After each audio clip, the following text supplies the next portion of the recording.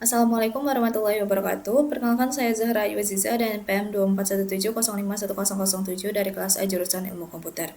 Di sini saya akan menjelaskan hasil pengerjaan saya untuk ujian akhir praktikum mata kuliah kecerdasan buatan mengenai prediksi resiko serangan penyakit pada tanaman stroberi. Untuk deskripsi kasusnya, di sini petani stroberi sering kesulitan mengenali tanda awal penyakit tanaman karena gejalanya sering tidak pasti, seperti daun sedikit menguning, buah terlihat bercak kecil, atau kelembapan tanah terasa tinggi. Nah, kondisi tersebut itu dapat menyebabkan keterlambatan penanganan dan penurunan hasil panen. Maka di sini saya menggunakan fuzzy logic untuk mengubah kondisi yang tidak pasti ini menjadi nilai terukur. Lalu sistem pakarnya itu bakal memberikan diagnosis dan rekomendasi penanganan berdasarkan kondisi tersebut. Nah, di sini saya menggunakan referensi dari Bayer Crop Science dengan judul Common Strawberry Disease. Ini ada 5 penyakit stroberi yang umum aja, mulai dari anthracnose, gray mold, leaf spot, powdery mildew, sama rhizopus fruit rot. Nah, selain dari jenis-jenis penyakitnya, di sini juga ada gejala-gejala yang dialami sama cara menanganinya.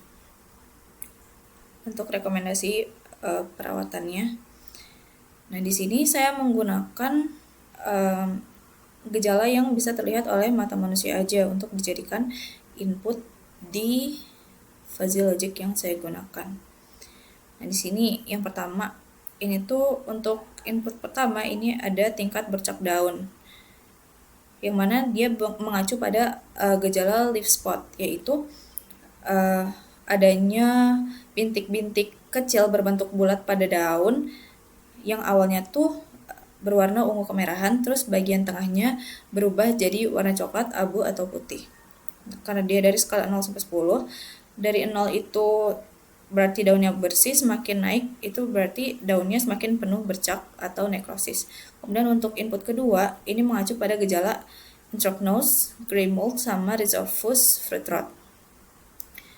Ini tuh adalah penyakit yang menyerang buah. Gejalanya itu ada lesi basah berubah warna, melunak, membusuk, dan ditutupi spora jamur.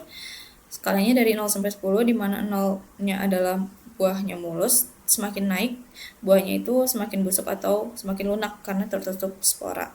Kemudian untuk input ketiga ada kepadatan koloni putih di bawah daun. Ini mengacu pada gejala powdery mildew, di mana koloni putih kecil di bawah daun itu bisa menyebar dan nutupin permukaan daun. Kalau 0 dia nggak ada koloni putih, semakin naik berarti permukaan daunnya semakin tertutup oleh si koloni putih ini. Nah, kemudian untuk outputnya, di sini saya menggunakan tingkat resiko penyakit dengan skala 0 sampai 100. Oh ya, di sini menggunakan NPR range ini untuk NPR range 0, 11 sama 1 ini untuk ngebuat rentang nilai 0 sampai 10 yang merupakan kemungkinan nilai yang bisa dimasukkan untuk variabel tersebut. Kemudian ini ada untuk resiko penyakit.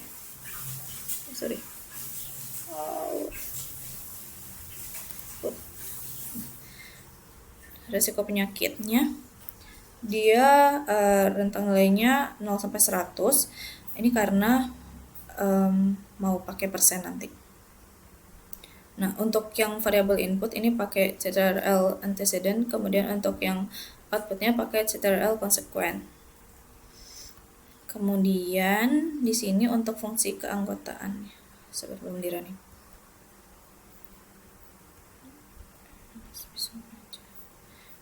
Nah, ini untuk fungsi keanggotaannya, di sini saya membagi jadi 3 himpunan fuzzy menggunakan fungsi segitiga atau pakai fungsi fuzz trim F ini. Nah, untuk tingkat bercak daun itu ringan, sedang, sama parah. Kalau untuk pembusukan buah ringan, sedang, sama parah juga. Untuk koloni putih sedikit, sedang, sama banyak. Dan kalau untuk output itu ada rendah, sedang, sama tinggi. Nah, di sini karena menggunakan fungsi segitiga, si titik pertama ini adalah titik di mana keanggotaannya mulai naik. Terus yang di tengah ini adalah titik puncaknya, kemudian yang terakhir ini adalah titik di mana si keanggotaannya itu mulai turun lagi ke 0. Misalnya ini di bercak daun kategori ringan itu ada 0, 0 sama 5. Artinya itu 0 tuh punya keanggotaan penuh, terus nurun sampai 0 di nilai 5. Terus untuk di kategori sedang ada 258, itu artinya naik dari 2, terus puncaknya di 5, terus turun di 8. Terus untuk kategori parah itu 5, 10, 10, artinya mulai naik dari 5 dan tetap penuh di nilai 10. Nah, karena rentangnya ini tumpang tindih ya, di mana satu nilai input ini bisa punya derajat keanggotaan lebih dari 1, maka inilah yang bakal ngebedain logika fuzzy dengan biner biasa. Nah, proses yang mengubah nilai tip jadi derajat keanggotaan seperti ini itu disebut fuzzifikasi. Nah, kemudian ini ada visualisasinya ya, seperti yang tadi dijelaskan. Kalau yang awal tuh dari 0 ke turun ke 5, yang sedang itu dari 2 naik ke 5 terus turun di 8, terus yang parah naiknya dari 5 dan tetap penuh di 10. Begitu juga ke bawahnya.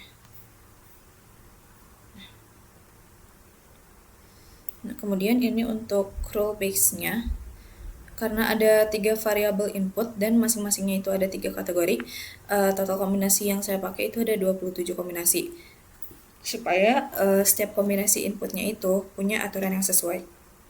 Contohnya, misalnya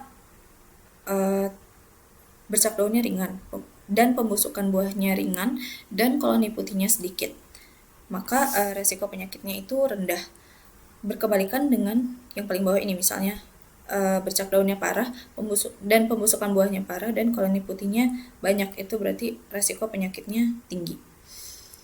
Nah, kemudian operator dan ini merepresentasikan operasi N di fuzzy logic yang kalau secara matematisnya itu dihitung menggunakan fungsi minimum. Setiap rule yang aktif itu bakal nyumbang bentuk fuzzy ke variabel output sesuai dengan konsekuensinya masing-masing.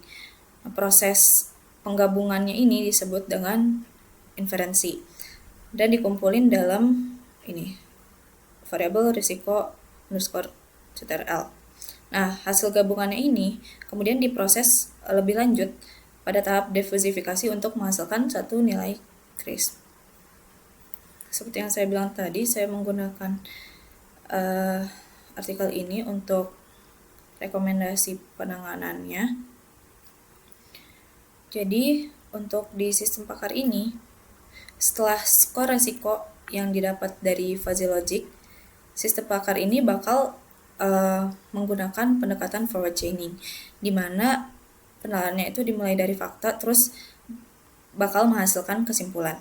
Nah, di sini di gejala, misalnya ini ada D tinggi, itu artinya tingkat bercak daunnya parah, di mana nilainya itu lebih besar sama dengan 6. Ini adalah daftar fakta yang mungkin terjadi pada sistem. Terus ini juga ada D sedang, itu kalau nilainya 3-5, D ringan kalau kurang dari 5. Kalau B ini tingkat pembusukan buah, sama K ini adalah koloni putih. Terus untuk risiko ini, risiko tinggi kalau fuzzy-nya lebih besar sama dengan 70, sedang itu kalau 40 sampai 69, rendah kalau kurang dari 40. Kemudian di sini ada list rules, ada 10 yang masing-masing itu punya 3 bagian, ada if, then, sama saran. Nah, if-nya itu adalah kode gejala yang harus terpenuhi, terus then-nya ini adalah nama diagnosis penyakitnya, terus sarannya ini adalah rekomendasi penanganannya. Ini misalnya kalau ada fakta B tinggi sama K tinggi yang sama-sama ada, Maka diagnosisnya adalah kombinasi busuk buah dan powdery mildew akut. Untuk saran penanganannya, segera petik dan buang buah terinfeksi, gunakan irigasi tetes, pastikan jarak tanam cukup untuk sirkulasi udara, dan percepat pengeringan kanopi. Terus kalau fakta yang ada itu adalah D tinggi dan K tinggi, atau bercak daunnya tinggi sama koloni putihnya tinggi, itu berarti diagnosanya kombinasi leaf spot dan powdery mildew akut. Sarannya, gunakan varietas tahan penyakit, hindari irigasi overhead, dan segera semprotkan fungisida pada tanda awal infeksi. Begitupun sampai ke bawah, sampai ke kalau faktanya itu deringan, beringan, sama karingan, itu berarti diagnosanya tanaman sehat, dan sarannya tanaman dalam kondisi cukup sehat, lanjutkan perawatan rutin. Nah, kemudian di sini ada fungsi buat fakta, yang mana dia bakal mengubah nilai CRISP 0 sampai 10 menjadi fakta bertipe kategori. Nah, logikanya kalau nilainya lebih besar sama dengan 6, faktanya itu jadi tinggi. Kalau 3 sampai 5 itu faktanya bakal jadi sedang, tapi kalau di bawah 3 itu faktanya ringan. Begitupun sampai ke koloni. Kemudian untuk fungsi forward chaining ini adalah inference engine-nya. Itu cara kerjanya, jadi si rules-nya itu bakal diurutin dulu dari yang paling banyak kondisi if-nya ke yang paling sedikit. Itu supaya kondisi rule yang paling spesifiknya itu dicek terlebih dahulu. Nah, untuk setiap rule-nya bakal dicek apakah semua kode gejala itu dalam rule itu ada di fakta user atau enggak. Kalau iya, rule itu cocok dan langsung dikembaliin sebagai hasil. Tapi kalau misalnya nggak ada yang cocok sama sekali, fungsinya bakal ngembaliin non. Terus untuk fungsi kategori risiko, dia itu bakal ngelompokin skor fusi hasil defusifikasi ke dalam 3 kategori. Kalau misalnya dia lebih dari sama dengan 70, dia bakal ngembaliin kategori tinggi. Kalau lebih besar sama dengan 40, tapi kurang dari 70, itu bakal ngembaliin kategori sedang. Selain itu, kalau di bawah 40, dia bakal ngembaliin kategori rendah. Oke, kemudian di sini saya akan menjalankan programnya. Di sini ada panduan untuk skala penilaian yang bisa diisi. Ini untuk tingkat bercak daun dari 0 sampai 2, itu berarti daunnya bersih atau sedikit bintik kecil. 3 sampai 5 ada beberapa bercak ungu sampai merah mulai terlihat. Kemudian 6 sampai 8 itu ada banyak bercak, tengah bercak mulai berubah coklat atau putih. 9 sampai 10 itu sebagian besar daun rusak atau nekrosis sampai mulai gugur. Di sini misalnya saya isi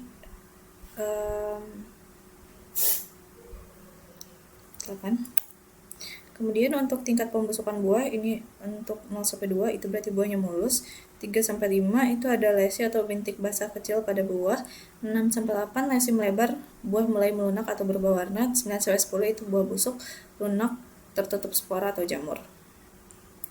Misal saya isi 7. Kemudian di sini untuk koloni putih di bawah daun, 0 sampai 2 itu enggak terlihat. 3 sampai 5 ada bercak putih kecil di beberapa daun. 6 sampai 8 koloni putih menyebar, daun mulai menggulung. 9 sampai 10 itu hampir semua daun tertutup koloni putih. Misal saya isi 8. Nah, di sini saya jelasin dulu kalau input dari user ini bakal diubah jadi float. Nah, kemudian np clip ini bakal mastiin kalau nilainya itu tetap dalam rentang 0 sampai 10. Kemudian di sini untuk sistem itu bakal membuat mesin simulasi dari role based fuzzy-nya. Kemudian baris sistem compute ini adalah kunci dari seluruh proses fuzzy. Jadi mulai dari fusifikasi, evaluasi 27 role di atas tadi, kemudian ada agregasi sampai dengan defusifikasi yang menggunakan metode centroid. Di sini bisa kita lihat hasilnya itu ada 83,67/100. Itu dengan kategori tinggi. Faktor yang terdeteksi itu ada tingkat bercak daun parah, terus ada tingkat pembusukan buah parah, sama kepadatan koloni putih banyak. Nah, grafik ini nunjukin hasil akhir dari proses diversifikasi, di mana garis biru itu nunjukin kategori risiko rendah, terus oranye itu nunjukin risiko sedang, garis hijau itu nunjukin risiko tinggi. Untuk input yang udah saya masukin, itu kan bercak daunnya 8, pembusukan buahnya 7, sama koloni putihnya 8. Nah, rule-rule yang aktif itu sebagian besar kan mengarah ke, bukan sebagian besar, malah semuanya itu mengarah ke kategori risiko tinggi. Karena itu area yang terwarnai itu hanya berada pada kurva hijau atau kategori tinggi. Tinggi area yang kepotong ini nunjukin kekuatan aktivasi rule yang diperoleh dari proses inferensi fusi tadi. Nah, setelah semua rule-nya digabungin, sistem ini bakal nyari titik pusat atau centroid di area yang warna hitam. Nah, ini tuh nunjukin posisi centroidnya. Nilai centroid inilah yang menjadi hasil akhir dari diversifikasi, yaitu skor resiko penyakit sebesar 83,67 ini.